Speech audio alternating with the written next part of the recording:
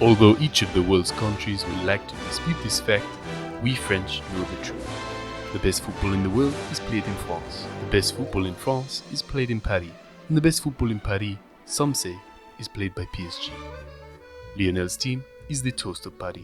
Joined by Neymar and Mbappe, and their dazzling ascent to the top of football's Eiffel Tower has made their competitors envious. They are the richest team ever, with the highest wage bill. PSG's manager, Christophe Galtier, has got the Parisians playing beautiful football, but not everyone celebrates their success.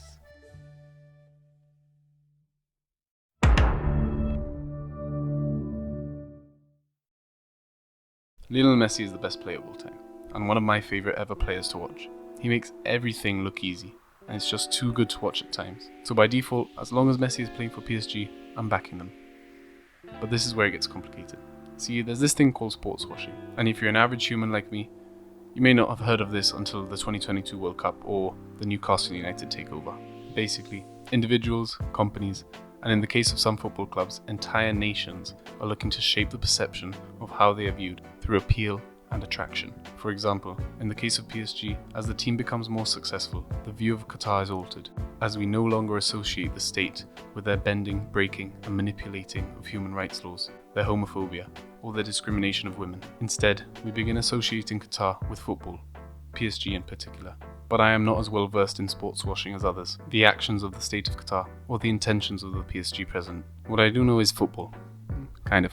And this year PSG seems so much better off than they have in previous years. The Pochettino reign is over, and thank God for that. Poch had people questioning the abilities of Leo Messi, as his game plan seemed to be pass the ball to Mbappe, and hope for the best. This worked as best as it could. The talent level of PSG could only go so far without significant coaching, which shocked me, because of the heights Poch reached with both Southampton and Spurs. Nevertheless, the dissatisfaction of Mauricio's time at PSG was widespread and well known. Therefore, it came to nobody's surprise to see the Parisian team and the Argentine part ways. Despite big names being linked to the club, a sensible choice was made. The appointment of Christophe Galtier went against the general consensus, but it was seemingly one that many understood and looked forward to. Galtier won the league in 2021 with Lille, beating PSG to their typical dominance of the league. Many enjoyed the fact that PSG had appointed a successful French manager, although I feel as though PSG have transcended from being a French side to being almost a global footballing team, must be partially due to their Qatari ownership. Nevertheless, PSG have played excellent football thus far. Galtier has got M&M working as they should, but still, there is one problem with PSG.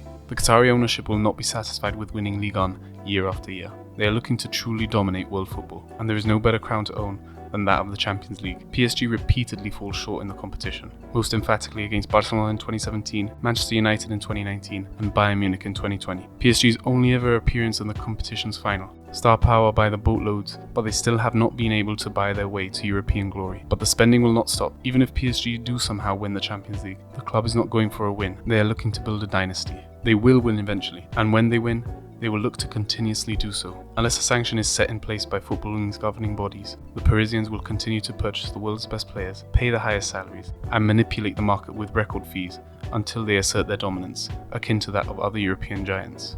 Football is falling down a slippery slope, with clubs getting financial takeovers as if they are unlocking the boost from the FIFA catalogue. But where does this stop? A team has to be made as an example. If not, it seems this is a green light for all teams to go full steam ahead and invest money as if there are no parameters in place. Man City, for example, they have been accused of breaching countless rules over the last few years. What do you think is a fair and just punishment for this? Are they merely relegated? If so, by how many divisions? Will we see City in the Conference North with Halifax Town travelling to the Etihad for away days? Or are they awarded a fine? And how much would make a dent in the club long term? Or do you hit them where it hurts and strip them of the titles they've won in the last 10 or so years, potentially washing away a massive chunk of football's recent history? Or all of the above? Or will we see a similar story to what's happened recently, where a ban on the punishment is lifted as if nothing ever happened? If so, will PSG be next in line to be targeted? Or will every team be taken over by a multi-billionaire and money in football be inflated tenfold with no consequences year after year? What would happen if each division was given a cap on salaries and transfers, allowing everyone an equal playing field, similar to what is done in American sports? How would that work without a draft system? Or how else would football improve before we are forced into watching the European Super League with hand-picked clubs buying their way into the league year after year? Let me know down below while you subscribe.